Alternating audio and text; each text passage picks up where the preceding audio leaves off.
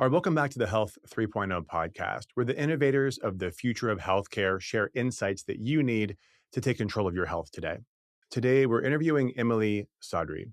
She's a nurse practitioner who is unique in the women's health space. In this interview, we talk about the challenges that we face when we are working with women who are in perimenopause and as they go through menopause and beyond. We talk about some of the challenges with the guidelines, the scope at which providers, even quote unquote menopause certified providers, are practicing through is still quite limited. And Emily has a unique practice where she has pushed the boundaries on that. We get into some pretty controversial topics here. We start talking about cyclic therapy, particularly for women in perimenopause, because we're at that point supporting the cycle. But then the question becomes, how do you ever know that a woman goes through menopause if she's on cyclic therapy to the point where it's actually supporting her menstrual cycle, and we don't even know if she's having a normal menstrual cycle at all anymore? And if you are interested in how to optimize hormones and you are a perimenopausal woman, or you're a woman who has gone through or think that she has gone through menopause recently, this is a really interesting way to look at hormone optimization rather than simply accepting that hormones should be used for symptoms alone and that there's no other purpose for them. Welcome back to the Health 3.0 podcast, brought to you by LifeMD.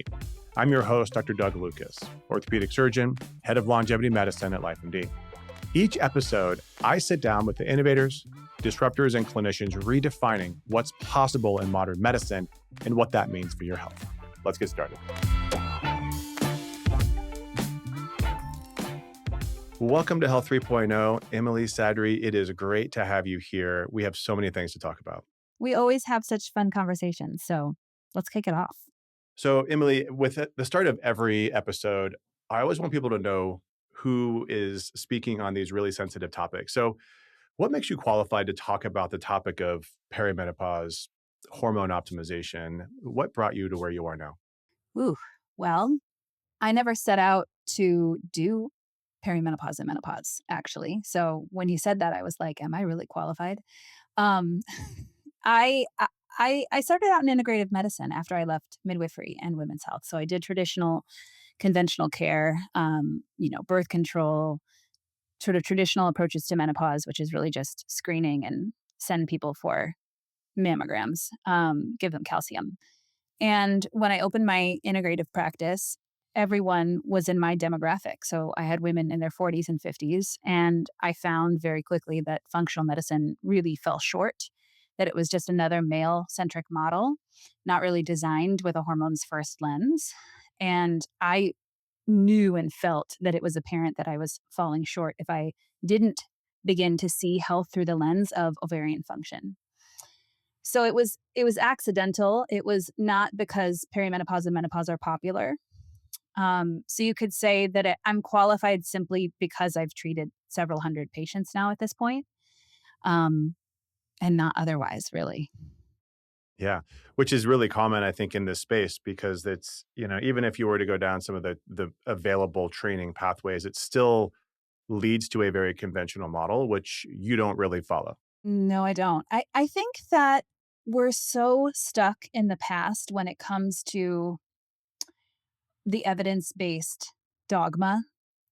I went to a very prestigious university. I was raised by a PhD. I'm married to a PhD. Like, I get the purpose of, scientific process, and that makes sense in a lot of things in medicine. And it is the number one thing that holds us back the most from providing the best outcomes for people. That being said, of course, we're always going to be functioning through a safety first lens. We're not renegades. We're not selling snake oil, right? We're very informed by the physiology, by the science. But I find at this point in my career, I'm looking more at sort of bench science. Like, what do we know about physiology? What do we know to be true about how the body works? And what do we know from clinician expertise, right? And clinical expertise is on the triangle of evidence-based practice, right? Like, that sure. does matter. So if you've treated thousands of patients, if you've been doing this for 20 years, I'm going to look to you as a real source of, practice guidance for myself. And I think that is very different from how the vast majority of menopause and perimenopause care providers are practicing, which is, I must really adhere to the guidelines of the Menopause Society And the Menopause Society is severely limited by, the volume of published literature at the RCT and sort of systematic review level that we rely on before we change practice guidelines. But for me, myself, and I, as a woman in midlife, and for all of my patients, it doesn't make sense to wait for those guidelines to change because it could be, a few more generations. We could be talking about my daughter by the time that Right. we've really gotten it to where I want it to be. And I'm sure you've spoken about this before, but the Menopause Society has very limited scope of indications for treating menopause. And, we don't have to go through all of them, but the takeaway here is that it's based on a symptom based model. So Right. I'm only supposed to be treating someone who is complaining. That doesn't make any Right. sense to me. Which which we know, I mean, women are in general are really good at keeping that under their belt and not complaining, right? Not bringing that forward, especially to their doctors. So would you say then, is that probably the biggest issue right now in hormone care for women? Is it the fact that the vast majority of doctors, even if they are menopause trained, are still bound by guidelines which are limiting their ability to care for patients? Yeah, they're looking at treatment through the lens of pathophysiology and through pain and discomfort, which is an inherently allopathic model, versus a lens of physiology and optimization, which is, Mm. I think what you're probably going for with this whole health 3.0 thing. Yeah, I mean that's the idea, right? And I use the word optimization often, which is it's kind of unfortunate because it's not really a commonly used term in medicine, good or bad. But it's the difference between symptom-based treatment versus what are all the things that the tools that we're using could potentially be good for or used for, and that's optimization. And I arrived at that because my lens is really in bone health. And we know that if we use estradiol, for example, and we aim to manage hot flashes, we know that the amount of estradiol required for that is lower than the threshold at which we see the metabolic impact on bone. And so then that pushed me into this idea, well, we can't just go off of symptoms. We have to actually be testing, which we know is sort of a this is a touchy space, right? Like we have to actually test, which goes against the guidelines. We have to, use levels higher than the lowest level that will resolve the most obvious symptoms of estrogen deficiency, which again goes against the guidelines. And so that's why I call it hormone optimization therapy, not hormone replacement therapy. And they do overlap, but they're not the same thing. 100%. Yeah, and I think what you're really talking here about is we have a real discrepancy in how we consider and move forward from subjective and objective data in medicine. Like we use objective data that is devoid of any subjectivity in medicine all the time. Like look at blood pressure, right? That's a silent disease, yet we screen for it. We have very specific quantitative ranges within which we're trying to, optimize for in order to prevent catastrophic outcomes, right? You could see hormone optimization through the same lens, truly. We know that as soon as we have this massive hormonal shift kick off in perimenopause, that we are propagating chronic disease in women. We know that. Like that is well established in the literature. So why don't we have we have no assessment standardization, right? Simply because it's hard doesn't mean we shouldn't do it. Right? Yes, you can't come in and like puff off a cuff and know like what your status is or where you're at. It's not as easy, but it is doable, right? And even if we can't assess, perfectly, doesn't mean that we can't start to talk to patients about it through a lens of prevention, which we're definitely not doing. And people like to put this tagline when they're talking about menopausal hormone therapy, which is also a term that I despise. They like to put this tagline of like, well, but of course, but we're still only prescribing this, for management of your symptoms. Your symptoms is the goal, and that's the reason why birth control is just as good as bioidentical or other hormone replacement therapy because we're trying to make you more comfortable.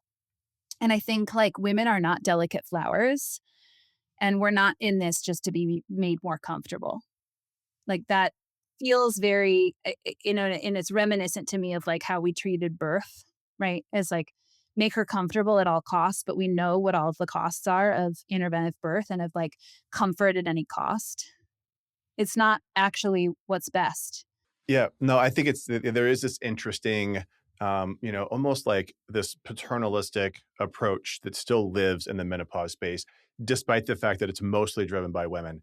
And it is just such an interesting kind of a paradigm shift that's coming, but not quite there, right? Like menopause care is actually really similar now as it was even 10, 20 years ago.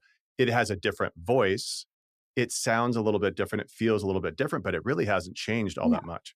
No, and it's the same Yeah. as the pain movement. Like, remember the chronic pain movement? I mean, you're probably in school at that time when it was really big, Uh-huh. right? Like, Yeah. you just gotta assess the pain, you gotta treat it at all costs. But is that really the best thing? I mean, of course, we want our patients to be comfortable, but it should be shared decision making, right? Like, Right. maybe the patient, when they understand the risks of taking, round the clock Tylenol and Motrin or using XYZ other drugs, wouldn't want to assume that risk. Maybe if they understand that some of their pain, say with physical therapy or something else, is productive, right? So, I think it's just the whole medical paradigm. There are places throughout all of it where we can say, is this really serving us to be healthier and live longer, better lives? And well, if you want to talk about data, the data is resounding there. It's not, right? We're failing when it comes to chronic disease.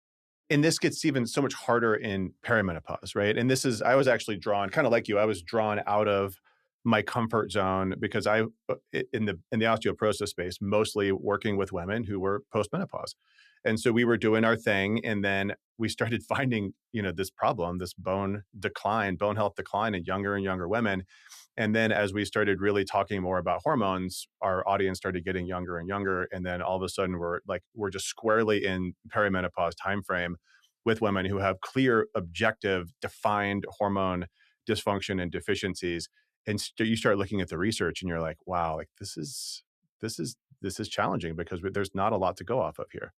Yeah. So this is why I wanted to bring you onto the show and talk to you about this because I think a lot of providers, especially classically trained, OBGYN endocrinology, they don't really like to talk about perimenopause because they really don't have a clear solution. And this is what happens if you're RCT and guideline only driven, is that you kind of run out of the ability to think outside of the box.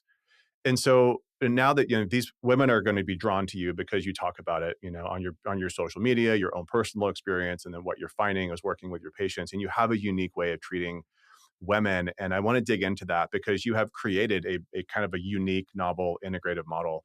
So can you give us kind of a sense of how you're actually working with women in this perimenopause timeframe? What have you created that you have found to work? Yeah. Well, I think first and foremost, we want to educate women because the sort of general dogma right now is that perimenopause is a zone of chaos and there's wildly fluctuating levels of hormones. The next thing that people will say is that progesterone often declines first, um, and then estrogen follows later in sort of late perimenopause, which never made sense to me because if we think about the ovaries, like, I mean, there's two of them, but it's one gland, right? We don't have an estrogen ovary and a progesterone ovary. It's one gland, and the follicles are aging. And the follicles have many functions, right? The follicles have to produce estrogen and then they have to mature and ovulate. And what's left behind is tissue that becomes the corpus luteum that secretes progesterone. The whole system is aging. So it's not like we don't have normally functioning or over functioning estrogen and just declining progesterone. That doesn't make any sense, right? That would be like selective aging of the ovaries. What we have is a fall apart of cycle rhythm, right? And cycle um, sufficiency. So, like the level that our estrogen peaks to pre-ovulation, which is a very important moment in time, right? We all kind of understand circadian rhythm and how important that is. Women have an infradian rhythm, right? We have a 28-day cycle. For you, it's like Groundhog Day. You do the same cycle every day. Congratulations. It's like you must see the world a very different way. For women, like we have a different lens every day for approximately 28 days. Like we know that it's not 28 days for many women, but for the purpose of this talk, we'll say 28 days. And every day there's a different hormonal situation happening, right? So we start very low on day one. We start to peak our estrogen around day 5. It goes to the highest level ever in the whole cycle a couple of days before ovulation, let's say day 12, can get up to 500, 600. your estradiol level, right? And that is very biologic, it's very physiologic, and it propagates many, many activities throughout the body. It initiates bone turnover, right? It initiates turnover of the intima, the inner lining of the vasculature. So, like just how we grow new capillaries in the endometrium, the uterine lining, so that we can have a thick endometrium to prepare for a pregnancy. We also turn over the inner lining of our capillaries and our blood vessels. We create new stem cells, collagen. Growth. It's a growth factor, right? So the whole body has estrogen receptors, every single cell in the body except for the red blood cell. So when that peak doesn't happen with grace, right, with elegance, if it's not happening like the beginning of a roller coaster where it's like cha-ching, cha-ching, cha-ching, cha-ching, cha-ching, that if you didn't have that big uptick, right, you would have no momentum for the rest of the roller coaster. It's very important. That's what's happening in perimenopause, actually, first, in my opinion, is that velocity, that amplification from around day 5 to day 12 starts to fall apart. And so just like anything, right? Anything in life, the A1C is a perfect example, right? You can't eat well for a week and improve your A1C. You have to always be looking back 3 to 6 months. With the cycle, anything that's happening is always dictated by like the 3 weeks that happened before. So if you take a day 21 lab and on a woman who you think is in perimenopause and her level is 280 of estradiol and her progesterone is, say, 8, even an integrative provider might say, you have really high estrogen and, your progesterone is low. This is very typical of perimenopause. Let's give you progesterone only. But this woman's presenting with anxiety, sleep issues, brain fog, weight gain around her belly. These are all estrogen-driven symptoms.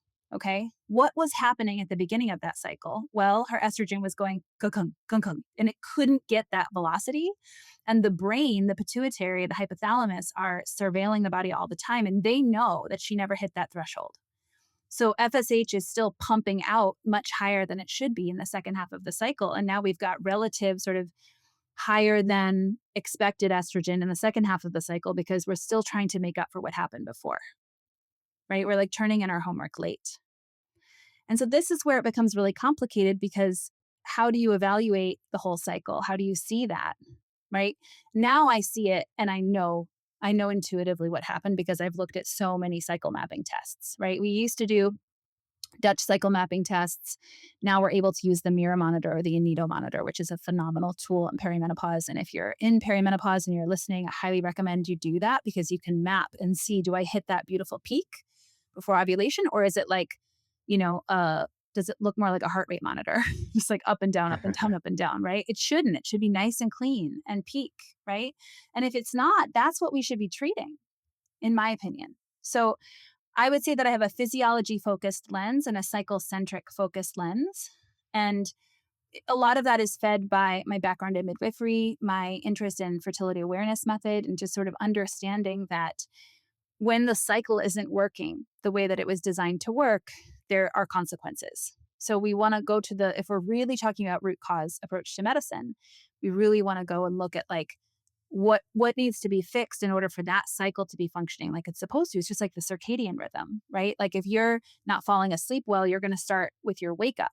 What you do in the morning is preparing you for bedtime.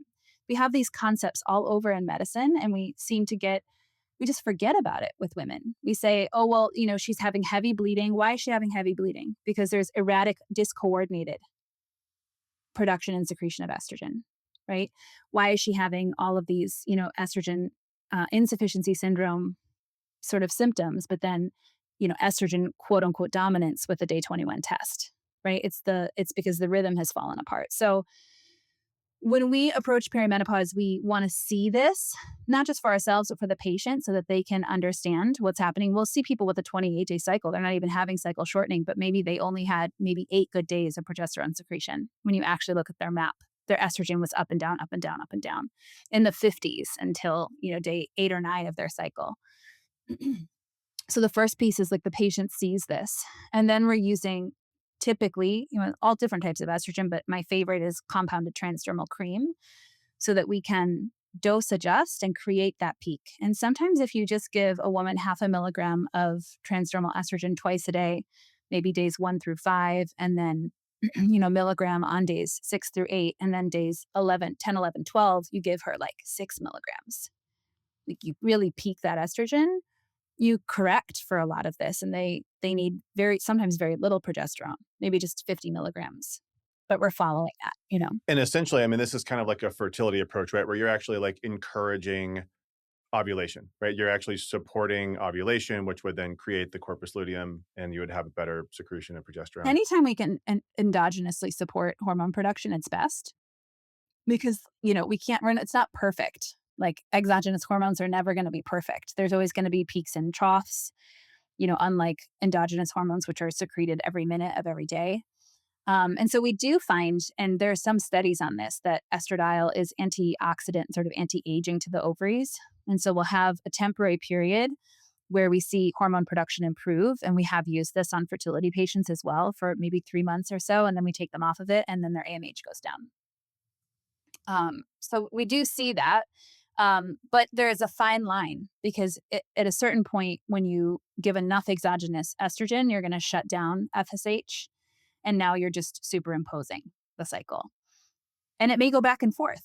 And this is the hard part about perimenopause, right? Totally. Yeah.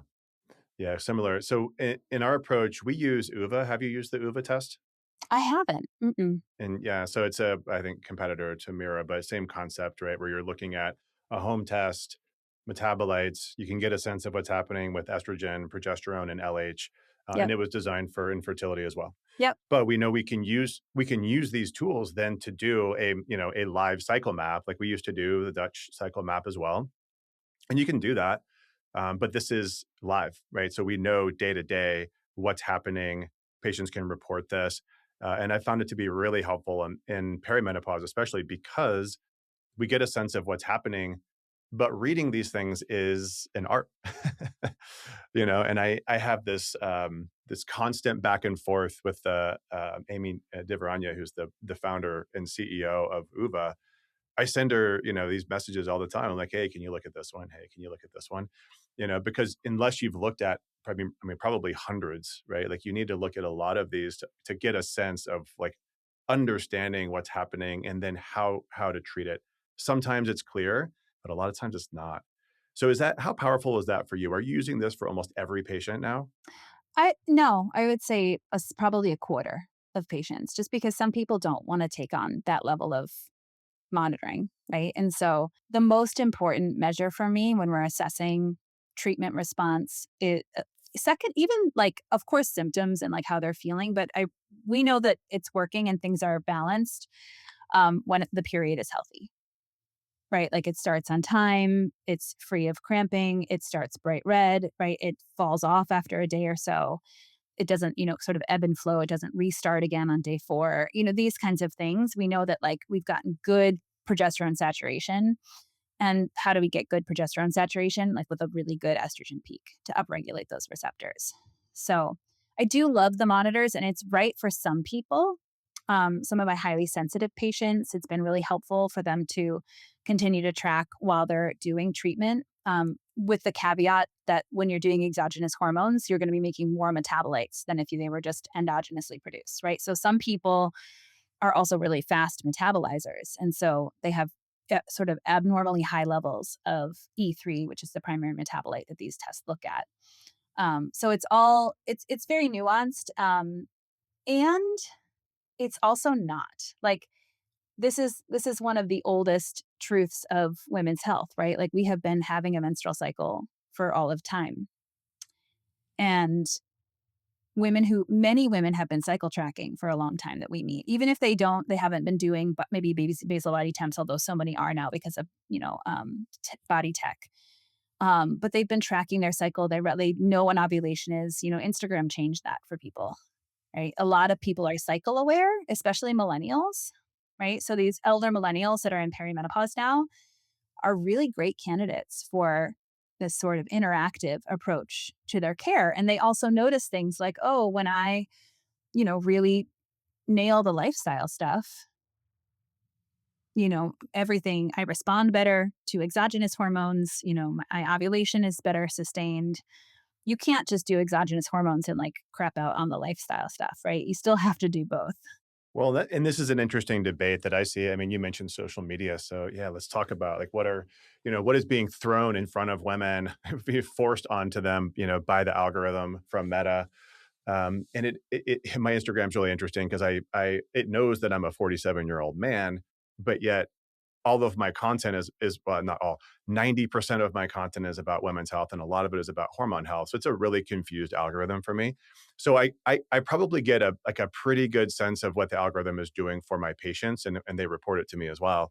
And it's this really interesting combination of like, the Menopause Society and ACOG trained physicians who are making very strong statements and recommendations from their perspective. And then you have like the polar opposite within the space, which is the health coaches who may have absolutely zero training whatsoever, other than hopefully being a woman. I really love it when men try to do this. A man with zero clinical training talking about menopause and perimenopause is, again, put in my algorithm, probably because I'm a man, kind of in the women's health space. But You get like the um, bro coaches. dude, it's painful. And I kind of like I'll watch them, and this is why I'm sure it does it because I watch them until the end, and then I send them on to my team, and I'm like, don't ever let me do anything like this.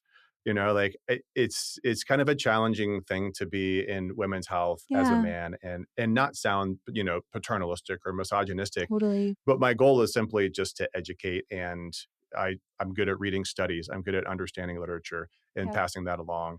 And staying And I never humble. I mean, I think that's really the best marker, right, of a Well, and I never career. pretend to understand, right? Like I don't, like you said, like my lens from a hormone perspective is going to be very different. And not only is my diurnal rhythm like very consistent, I'm already on testosterone, so it's like really consistent, right? Like it is falsely very consistent. Um, but when it comes to the coaching side, you hear a lot from, menopause coaches, perimenopause coaches, that it's all lifestyle and that you don't necessarily need to, like, don't worry about hormone replacement. Your hormones are fine. You just need to, work on the lifestyle and do my course. But how big is that? Because I can see that argument to some extent where, I agree. If you nail a hormone approach for some women and they report that they're not better, but then like everything's lining up objectively and you start digging into the lifestyle and you realize, they do have a crappy lifestyle. How big is this for you and your patients? I mean, I think depends on what lens we're asking through, but if we're talking about longevity and healthgevity, if you could only do one thing, it would be diet and lifestyle, right? Like, I would rather choose that for, a random presenting person came to me at 42 and was like, I refuse to do both. I will only do one. I mean, that would never happen. But, that would be, I mean, community connection, right? Having people in our life, not everybody in the blue zones are on hormones, right? We just know this stuff, right? So it's those are absolutely the most important part.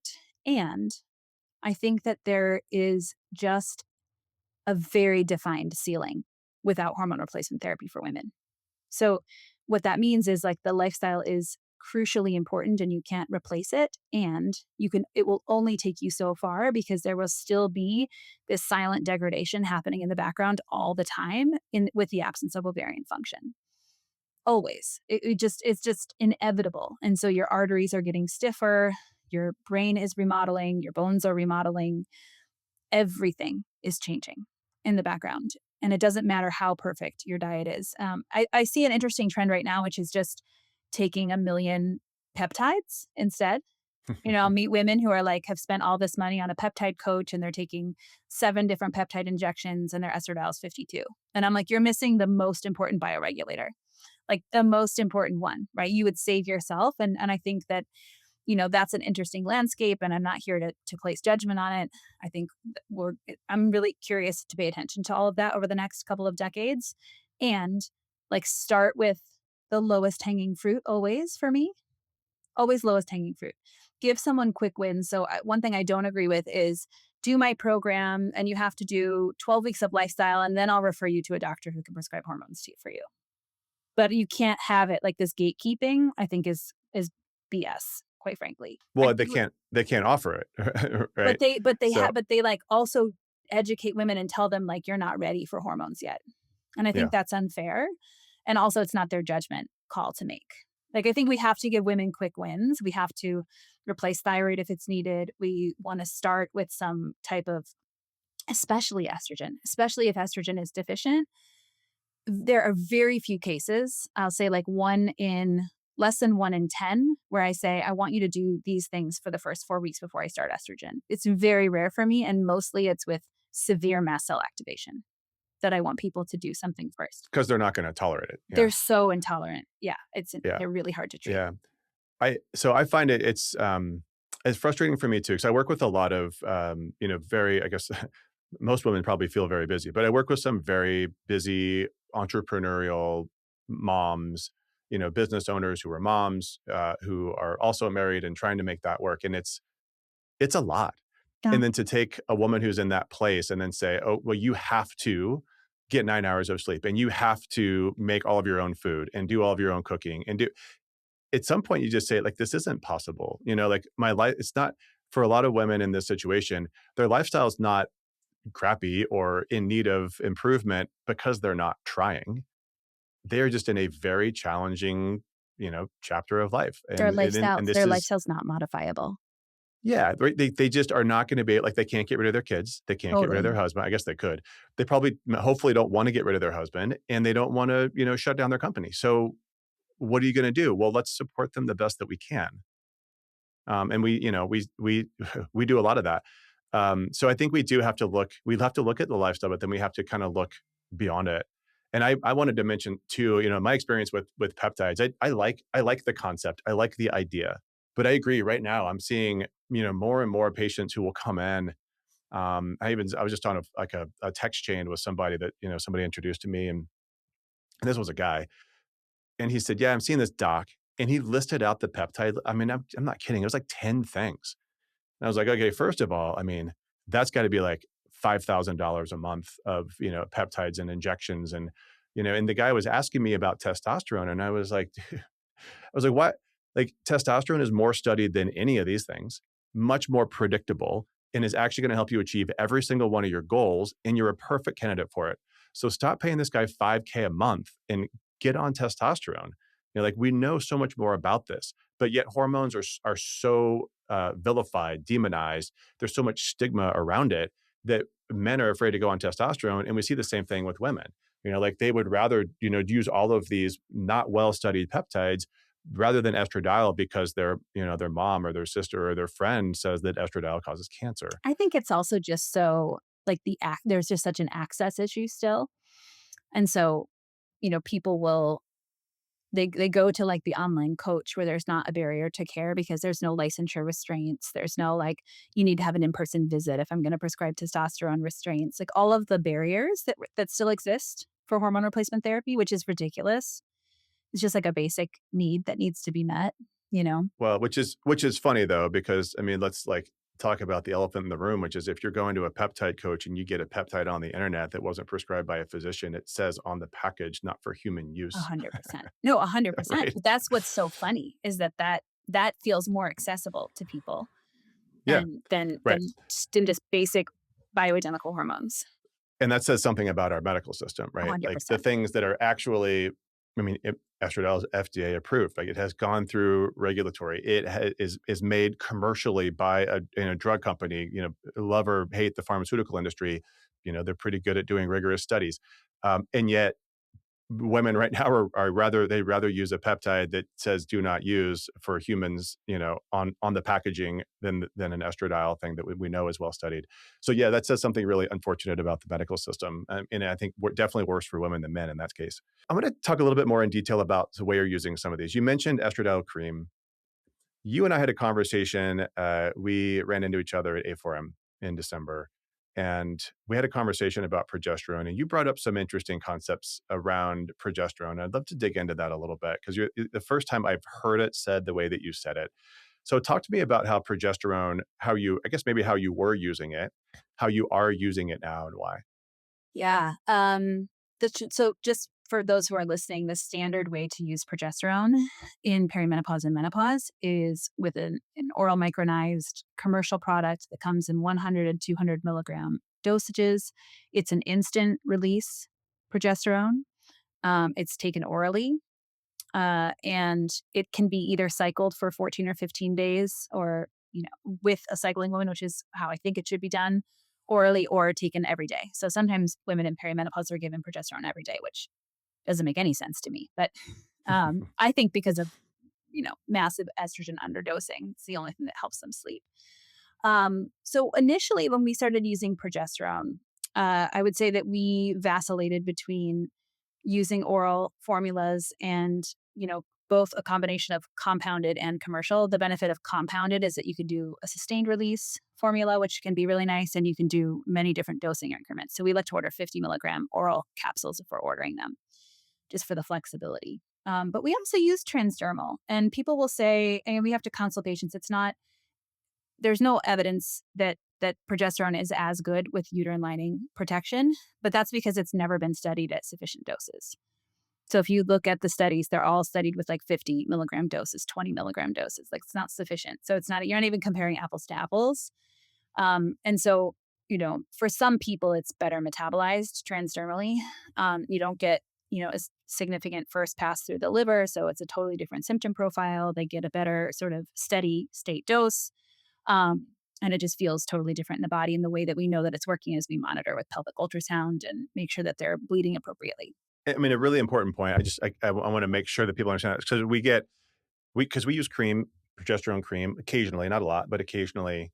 And we get a lot of kickback, especially from providers who say that's unsafe. It doesn't protect the uterus. Yeah, Um, but we generally are using it in women who are cycling. correct. Right. So we know what's happening with the endometrial lining. It's coming out. And then if you want to question that, then yes, you can ultrasound it and you can make sure that after the cycle is over, the endometrial stripe is small. Yeah, on day 5 Um, or 6. yeah. So you can use it and monitor it appropriately. And then from a dosing perspective, what kind of dose are you actually looking at? If it's not 20, if it's not 50, which by the way, a lot of these studies were looking at like over the counter creams, which are, Right. poorly regulated anyway, right? So like you don't even know that there's progesterone in it. So then if we're talking about a compounded progesterone cream, what kind of strength are we looking at? Oh, I mean, it's going to be all across the board because if you're talking about the patient that's doing Mira, who's getting a positive LH surge and is ovulating, right, we're really talking about augmenting her progesterone. But if we're talking about a menopausal person, we will still use transdermal creams cyclically in menopausal women in a physiologic approach, and they will cycle. They will have a withdrawal bleed, and they're fully postmenopausal with no ovarian function, which is like I might have just broken the internet when I said that, but we do that. And as long as they're getting a good withdrawal bleed and they have, a nice thin uterine lining, right, which we're checking at 6 months in, then we're good to go, right? We're off to the races. I prefer, though, to get to your original question, my favorite route is vaginal. Um, Number one, creams are laborious. They take up a lot of space on the body. They're thick. Progesterone's a larger molecule than estrogen. So it kind of feels like you've got like zinc based sunscreen, on your leg or arm all day, which like nobody likes. Easy for it to rub off on clothes, right? And it's less dose responsive with serum testing, right? So there's less ability to quantify it. You have to use these less quantitative measures, like this more subjective stuff, like the bleeding. With vaginal, you get really good serum uptake, and because you don't have a first pass to the same extent that you do with oral, we get a much better steady state dose. So what I find if someone's taking, for example, especially if it's commercial oral progesterone, and especially if they're only doing it for half the month, remember most drugs work based on that half-life theory that they build up over time. And so if you're taking it every day, sure, you're going to have really high progesterone levels because it's never fully getting out of your system. But if you're having a washout period for 2 weeks and then only doing it for 2 weeks, it's going to be quickly metabolized. And then what we see is that by the time it's 4 p.m., they've taken it the night before at 10 o'clock. 4 p.m. the next day, they're having breakthrough bleeding, right? Or symptoms like, anxiety, et cetera. With vaginal progesterone, the sort of way that it stays in the body seems to be more prolonged. It's also you're dosing it right where we really, really want it, which is at the uterus, right? So we find that it absorbs really well there. It also acts very differently in the brain. When we're not making as much allopregnanolone, which is the primary metabolite after first pass when it goes through the liver, right? Allopregnanolone hits the brain in a similar way that benzodiazepines do. So, and that's not great. We know that benzos are associated with CNS depression, right? central nervous system depression and dementia and cognitive issues. So we have some data around allopregnanolone in mice models at causing dementia. So there's not human studies yet. It's definitely not something I can say like we know with confidence this happens, but it gives me pause to be dosing a whole population of women with something that has CNS depressant effects consistently every day for we don't have information on women taking oral micronized progesterone for 30, 40 years. We don't have that. We don't know if there is cognitive risks there. I mean, the impact is very clear, right? So when women are taking oral micronized progesterone, sleep improves. I mean, almost across the board, with some rare exceptions, and it's great, and it's a powerful tool, and I definitely support it, and I absolutely use it on a regular basis. And right now, I'm not doing a lot of anything else. Again, occasionally a cream, occasionally we are doing vaginal, but mostly because they can't tolerate oral. But what's always stood out to me is the fact that, like, this is a very unnatural rhythm of metabolism, right? Because you're taking it orally, as it goes through the liver, it breaks down to a much higher degree into allopregnanolone than it would if it were produced endogenously. It still breaks down, but this is not the same thing. And this is why, like, when women call me and they're like, "Oh my God, I feel just so tired during the day." I mean, the first question is, "Well, wait, when are you taking your progesterone?" Like, I take it in the morning, like you told me to. Check that script again.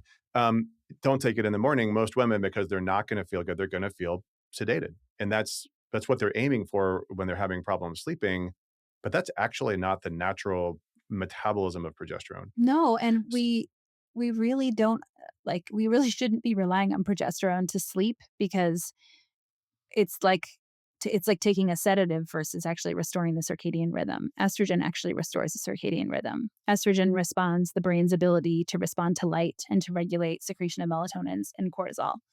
And that's what's really breaking down for women. That's what's causing the 4 a.m. wake ups with the sort of racing heart and kind of feeling wide awake or alert or anxious, right? That is that dysregulation of cortisol and melatonin, which are supposed to work in complete opposition, right? With melatonin surging at night and sustaining throughout the night, right? Your brain should be able to regulate that via the pineal gland, right? And we need estrogen to do that.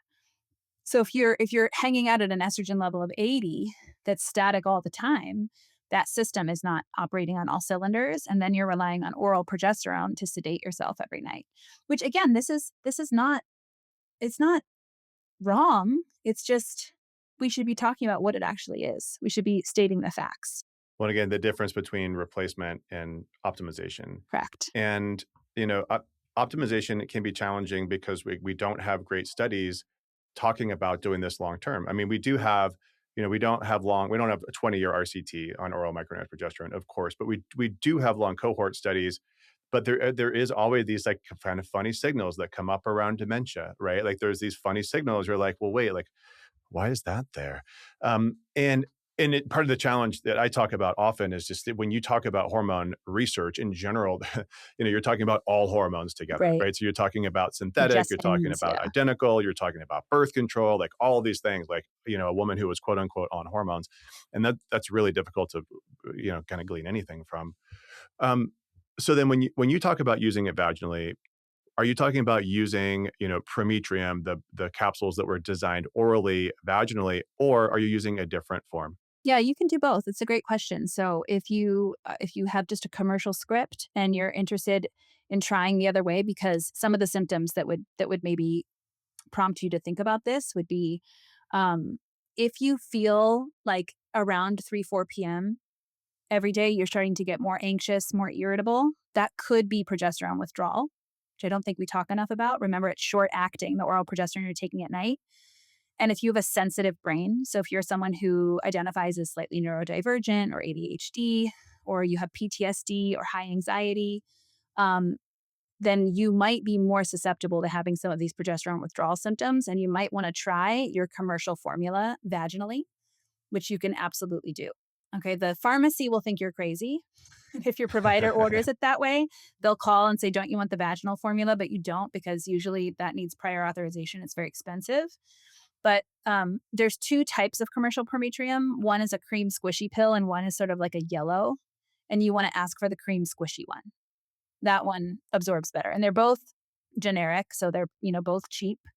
but the cream squishy one seems to absorb better. I get, women who will give me kickback and they'll say, well, I don't want to have, any kind of discharge. I don't want to, like what's going to happen to these capsules? But regardless of the capsule, right, these things are designed to dissolve. In the I mean, you body. don't, yeah, I mean, you don't see them in stool, but of course they're going through the stomach, right? Yeah. So then can they dissolve in the vaginal wall? Does They it dissolve actually go pretty away? well. I mean, you'll see some stuff, right? Like maybe some little sort of bits of like the gel cap or things, but generally they dissolve pretty well. If you really don't like that, there are vaginal specific compounded formulas. So like in a hyaluron V the solution, we also use like olive oil capsules of progesterone that work really well, and progesterone suppositories. That's my personal favorite because I think they absorb the best, but there is some added discharge with it. And you can titrate those really, nicely depending on how you compound them. An added cost too, right? Totally. It's much more expensive to compound. We look Yeah. at it, it's around $65 just for the progesterone when we compound it. So, and that's only for, half the month dosing. So it's expensive. That Um, is expensive. it's expensive. It's expensive. And again, it is a privilege to be able to micro manage your health plan in life, right? And there are so many choices that we're presented with all the time that people get decision fatigue, right? This is how, what supplements am I supposed to take? And should I do peptides? And should I be doing this? But, women are spending so much money on Botox and other, things for their sort of health and vitality. And so the grand scheme of things, if you got a progesterone plan that's working for you, that doesn't affect your brain. I'm a person who's very sensitive to oral progesterone. And it was insidious. Like I didn't really notice it until I took it away. Because, women believe their brains. That's one of the biggest issues with women. We're always going to believe that like we're sort of the root cause of our negative thoughts or our anxiety. We're not quick to blame the thing that we're doing. We're quick to assume responsibility.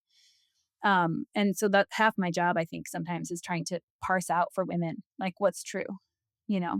Um, and so if they're experiencing that, like for me, I feel so even and so stable on progesterone, and I don't have any of the symptoms that I did on oral progesterone, which were just that I felt a little bit like I was on a roller coaster, right? Because unless you're dosing, like some people will add like 50 milligrams of oral progesterone in the middle of the afternoon, and that kind of staves off the anxiety. But then again, I still think you're feeding you know, that same GABA system in the brain, which doesn't feel fundamentally right to me. It's a smaller sedating dose, right? Yeah. Yeah. So I'd love to see further research on that. And progesterone, I talk about this a lot because we know that there are progesterone receptors in bone.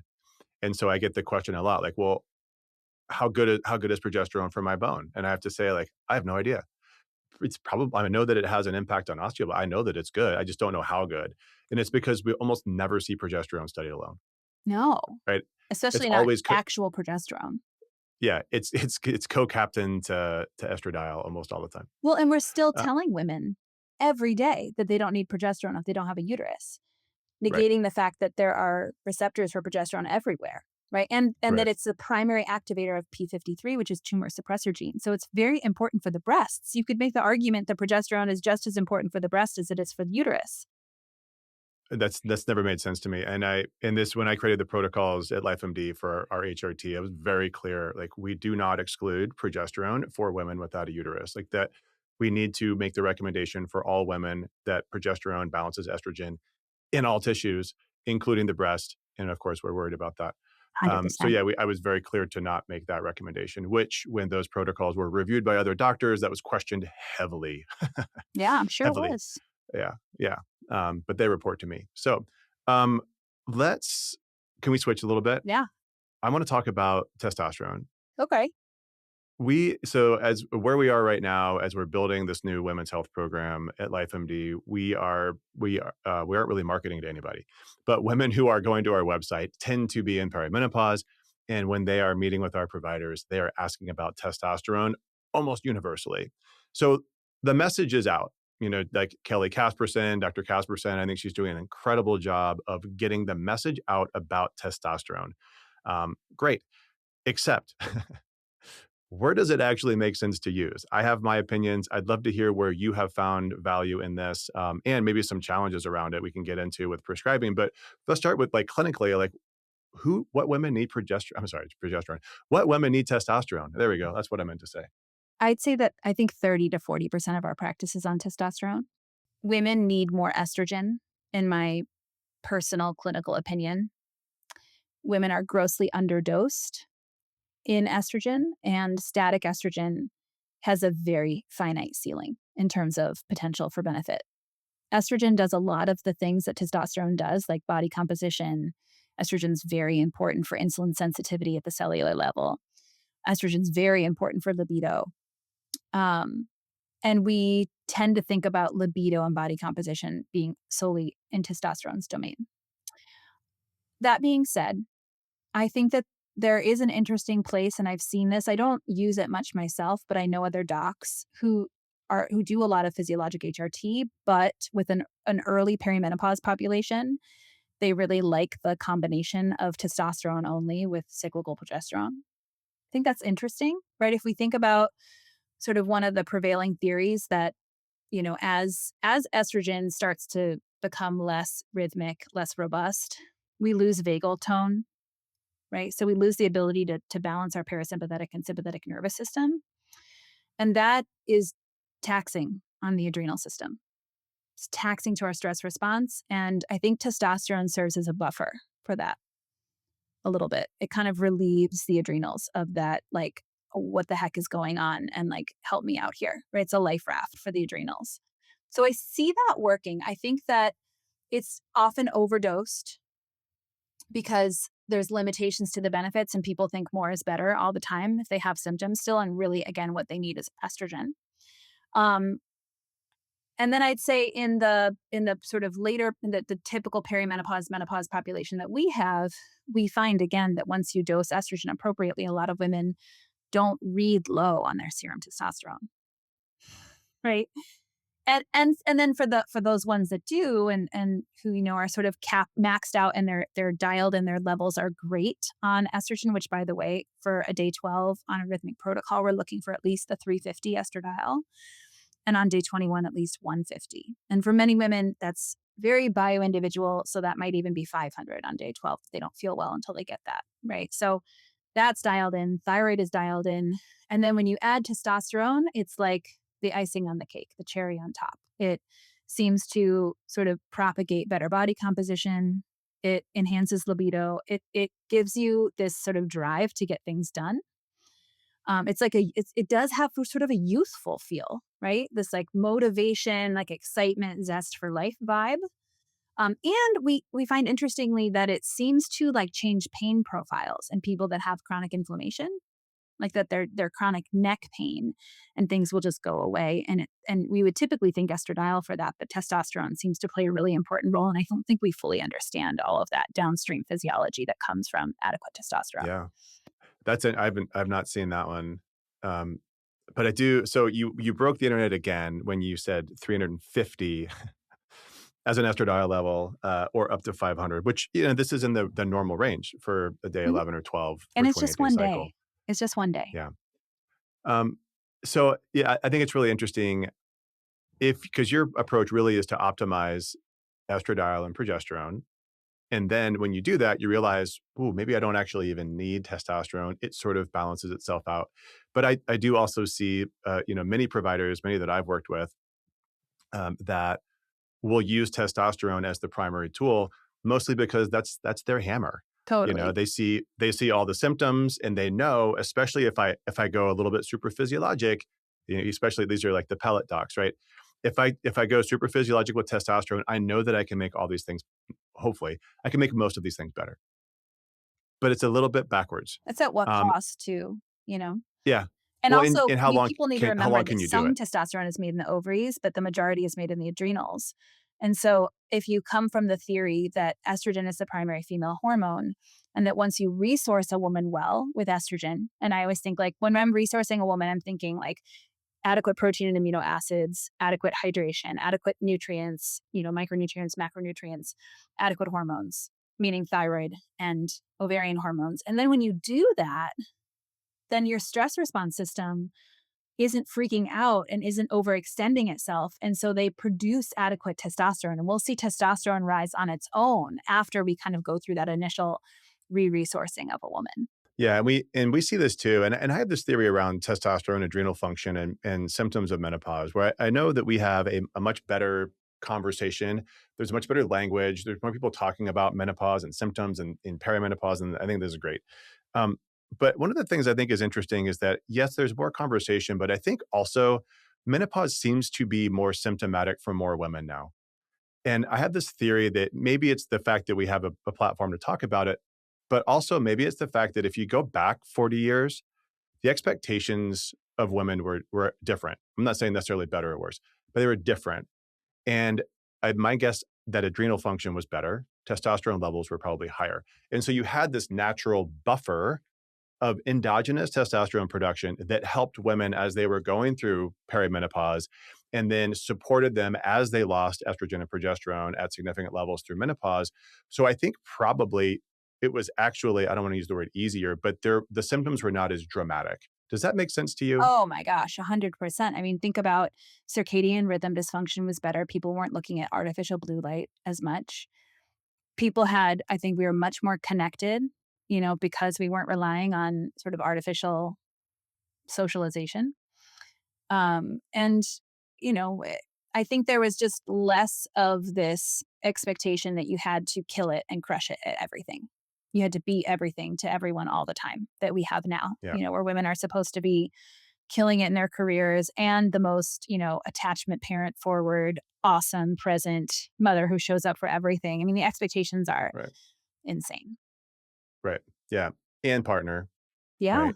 And wife. 100%. Yeah, Yeah. it's All the too things. much. I mean, I think that's a spot on theory, and it totally it works even without like we don't even have to talk about food with that conversation. It's really just like demands on a woman, and how does that translate to her physiology? Yeah. It is interesting how I think it's gotten a lot worse, as the feminist movement and as, autonomy and independence have increased for women, Yep. they are stuck in this in between where, they feel like they have to. I hear this from Yeah. my wife all the time. Like I have to be the best mom, the best wife, the best entrepreneur, crush it in every aspect of my life. And it's a lot. This It's way we really all hard. broke open when the Barbie movie came out. That's right. Totally. But I mean, in all seriousness, though, we know that low DHEA, which is an adrenal hormone, is associated with every type of bad disease outcome, right? It's associated with higher rates of cancer, severe depression, everything, right? So when you burn out literally and physiologically, like there are consequences, and it is must be tied to our increased rates of cancer right now, along with a million other things. Right. Yeah, that's really tough. I want to talk about one last thing Yep. before we go, because I know you have to go do your thing and see patients. Um, we've talked about cycling hormones. We've talked about this kind of through the lens of perimenopause, but at the same time, you mentioned that this is also true for women after menopause. You're actually provoking a menstrual cycle for women who have naturally stopped having them. This is a concept that you and I've talked about, many times. This concept of physiologic hormone replacement, or PR, and it's an interesting space. Um, but I want to get from your perspective, why are you such an advocate for using this approach when it is clearly, now we're not even just sort of like kind of pushing against the guidelines. We're just sort of walking the other direction, right? We're really optimizing hormones. And I'm not saying this is unsafe. I'm just saying that this is different. It's not And defined. There's no there's it's there's yeah, no, clinically defined algorithm or protocol for doing it, quote, unquote, "safely," right? Where right. So why put yourself out there? Why is this so important to you? I mean, I relate everything back to, I had all my babies at home, and I was a birth worker, and I ultimately believe that every woman should have the opportunity to be informed of the options to do something in the way that feels best to her. The way that feels, when we're talking about birth, safest, most supported, most informed, most autonomous. And when it comes to managing our health and sort of how we feel, we should all have the opportunity to choose an approach, a methodology that potentially makes us feel better. And, I started doing this because I had a woman come to my office who, what we tried. This was very early on in my hormone prescribing days. We did all of the normal sort of static things, and like she just knew that it wasn't right, that it wasn't enough, like that there was more and it was possible to fix this. And she actually was the one that brought PHRT to me. She was like, I want to do this. I found out about this. And I was like, okay. I mean, again, as a midwife who had all four of my kids at home, I delivered babies in hospitals, but I chose to birth at home. Like it is not my job to stand in the way of like what you want to do if we can do it reasonably safely. Like I'll prescribe as long as I feel like we are partnered together enough in relationship that we're in agreement about how we're going to maintain the bounds of safety. Right. So everything changed for me when I saw her do this. But predominantly for her, everybody's sort of perimenopause shows up in their own way. Some people it's severe metabolic breakdown. Some people it's severe mental health breakdown. For some people it's severe circadian rhythm breakdown, right? And you could keep going. For this woman, it was circadian rhythm.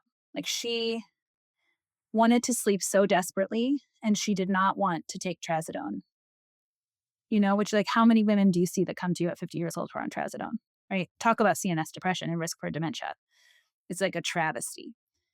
And when we got her fully onboarded to this PHRT protocol, which we learned from the Women's Hormone Network and sort of the consortium of providers and pharmacies that participate in that and are sort of actively collecting data on this protocol, her entire life changed.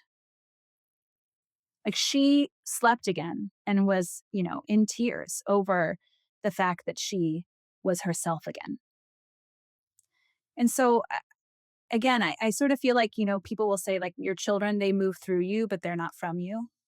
Like it's not my job to shape my child into what I want him or her to be. It's my job to shepherd them. And I take the same approach to all the medical care that I provide. Like it's not our job to decide what's right and wrong. It's our job to sort of offer what all the things are and say, like, with my knowledge, this is what I've seen work. This is what I think is safe. These are what the options are, like what resonates with you.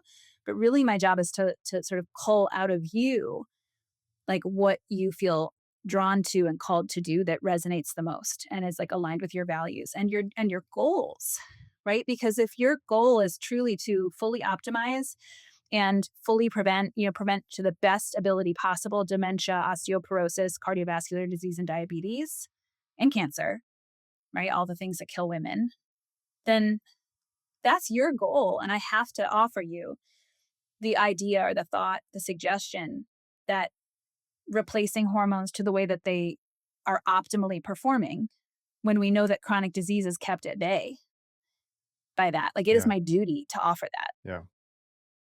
And so in the way that I look at this is, I mean, we start cyclic hormones while women are still cycling because we're supporting their cycle. At some point, their cycle will stop naturally.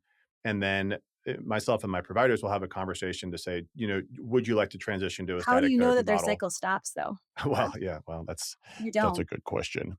You don't, Well, right? You have you no idea, and you can't even track FSH because FSH is suppressed from is suppressed. HRT. So, like, then all of the definitions for menopause go away, and then it just becomes a conversation of like, do you arbitrarily stop at 56? Why? Why would you? It's the same reason that you Right. wouldn't stop static HRT. Right. So, and I guess the way that we the way that we know is when they do change, or if they come off of therapy, we know that their cycles are not continuing, and that's the only way to know, right? But the question is at what point do you stop, I mean, I think I right? just answered that. You like, why would you? Do you know what I mean? Like, it always comes back to. I mean, there will be the woman who maybe says like, I don't want to, I don't want to bleed anymore. But most of the time, if they've been doing physiologic HRT for 5, 10 years at that point, and they understand that bleeding is just a small consequence of all of this other stuff that's happening for them.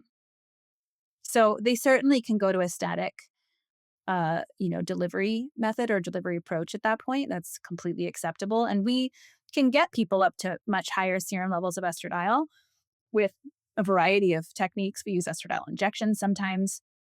We can do 2 patches, patch plus transdermal estradiol. Like there's many ways to get people, to 150 to 250 if that's where they're kind of feeling best, and keep them statically there with daily vaginal progesterone, right? You don't have to, like if you suppress the uterus, right, you can still get estrogen that high. Um, but I just don't see it as because once you start, like say, like me, I started at 42 on physiologic HRT, right? I still ovulate, but, and I will just dose adjust based on, symptoms, lab work forever. And I will at some point cross that threshold where my FSH is fully suppressed, right? And I'm not ovulating, but that's not symbolic of menopause. So like how do you even decide? I'll never know. Yeah. I keep thinking about making a reel for social media that says I'm never going to go through menopause, but then I actually might break the internet. Like people will freak out. Yeah. But like by the traditional definition of menopause, a year without a period, like it's a ridiculous definition. It's arbitrary, you know? Why are we Right. vilifying Right. bleeding also? Do you know what I mean? I'm curious, like, why are we vilifying bleeding? What is pathophysiologic about shedding the uterine lining? If anything, it's a more reliable way to know that you're not gonna get endometrial cancer, right?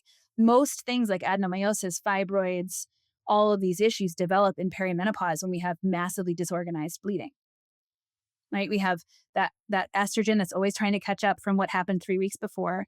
We have insufficient progesterone secretion. And what's the primary solution that we offer? Synthetic progestin, which is risk inherent, right? All of the bad research on HRT is associated with synthetic progestin, but that's what we give as the primary way to suppress endometrial lining, right? In perimenopause. That is not beneficial. Like, that's not like that. If we look at the menstrual cycle as the fifth vital sign, and we see irregular bleeding as a red flag and not just a nuisance, then we're going to say, how do we restore the physiology that's broken down to create this problem instead of how do we suppress the problem? Like, this is actually the best example of an integrative root cause approach to medicine and a symptom based approach. Yeah, I think that's a really good way of looking at it, and I haven't thought of it that way, and it could be like again, like the angle that I have, which is, I struggled to tell women that they're going to need to continue to have menstrual cycles for the rest of their life. Maybe that's a Um, man thing. I don't, yeah, I mean, I'm certainly not uncomfortable talking about it, but at the same time, like you, I try to educate and then Yeah, help and then let them decide, right? totally. Like this is an option. And Yeah. generally the feedback that I get is I was really looking forward to not having a menstrual cycle. Like I was really looking forward, to not bleeding monthly. It is such an inconvenience. And I'm not going to tell them, I'm not going to push them to say anything different. Yeah. Um, And I so think a and lot of it, times that happens, Doug, because women have not had a positive experience of their menstrual cycle. sure. Like, and Yeah. especially in perimenopause, if they're presenting already with heavier bleeding or like the crime scene bleeding that people have, like they're seeing that as like a red flag and a problem, which it is, right? But Right. we're talking about like the easiest, no pain 3-day menstrual cycle that anyone's ever had. Because when you really amplify that estrogen, well, it's so anti-inflammatory, right? And it produces such a grab effect for that progesterone, right? With receptor upregulation that Yeah. people are like, I never had periods like this before. And Right. that's not Yeah. for everybody, right? If you're talking about someone with adenomyosis, this isn't applicable, right? Like I'm not talking about like a good candidate. This is not right for every Right. person and everybody's, disease Yeah. state. And we should probably, have another, maybe we should meet again and we can talk about this in more detail. But I'm glad we brought it up. I think I think this is a really important topic for people to understand that we don't know what the limits of hormone optimization are. Yeah. And, you and I have different approaches. I think we're both looking at it similarly, but we treat our patients differently. And this is the space that hormone optimization is. So to that end, where can people find more of your content? Because I know that you talk about this openly. That's why I wanted to have you on the show. Where can people find more about you and learn more about kind of how you look at hormones? You can find me on Instagram at Emily Sadri _NP. You can look at my website, emilysadri.com, or at our practice website, which is aureliahealth.com, AURELIA health.com. And one last question. If you were given the keys to the healthcare kingdom, because this is ultimately about the future of healthcare, this is Health 3.0. So if you were given the keys to build it, what is the one change that you would make? If you could start today, fix it by tomorrow, what's the one thing that you would fix that would help us get there? I think that we need a complete tear down and rebuild of the lens through which we see female health. It needs to be cycle first, cycle centric from early age. That would change everything. We wouldn't intervene with birth control in the same way because we would value ovulation. We would look at the menstrual cycle as a vital sign. We would educate women on, the fact that healthy ovulation, regular ovulation is associated with less chronic disease risk. And we would intervene on the endocrine system, knowing that that's first line and foundational to female longevity and health. So burn it to the ground and rebuild it. Exactly. Casual. Oh, just that simple. Okay. Well, Emily Sadri, thank you so much for your time. And we'll have to do this again and talk more about PR. Yeah. Thanks for having me, Doug. Well, I hope you enjoyed that interview. These are such interesting topics, and it's such a challenging space when we start talking about how to truly use hormones to their maximum benefit, but in a safe way. How to use both guidelines and research and clinical experience to help create protocols that are going to support women beyond just what is the most obvious symptom that you have. And here is a hormone that could potentially improve that to some extent. This is a totally different conversation. This is what Health 3.0 is all about. We are about creating a system that can help to prevent disease. And what tools can we use to do that? One of the things that Emily and I were talking about is this concept that we really need to, as we think about Health 3.0, which she says, let's burn it down. I don't know that we need to burn it down, but I do think we need to totally change the way that we look at it, because right now the system is built on a business model. If we're going to build Health 3.0, and if we're going to build a new system to build a marketplace around healthcare, it has to be built around prevention. We have to start monetizing, and we have to start providing value for prevention of disease. And this is challenging to do. But this is where hormone optimization through the lens that Emily was talking about is so critical, because we start then looking at hormones differently. We are not just creating a model that is treating symptoms, creating a model that is treating disease. We are creating a model that is going to help prevent disease. And then when you do that, tools like hormones look differently. They act differently. We use them differently. And we have to start doing the research that supports what is the optimal approach for women across the board in the various different situations that they find themselves in. So I know some of this is controversial, and that's intentional, because we have to push boundaries with conversation if we are going to find ourselves in a different situation than we are now. So that's it for today. This is Health 3.0, where precision meets purpose and care remembers its humanity.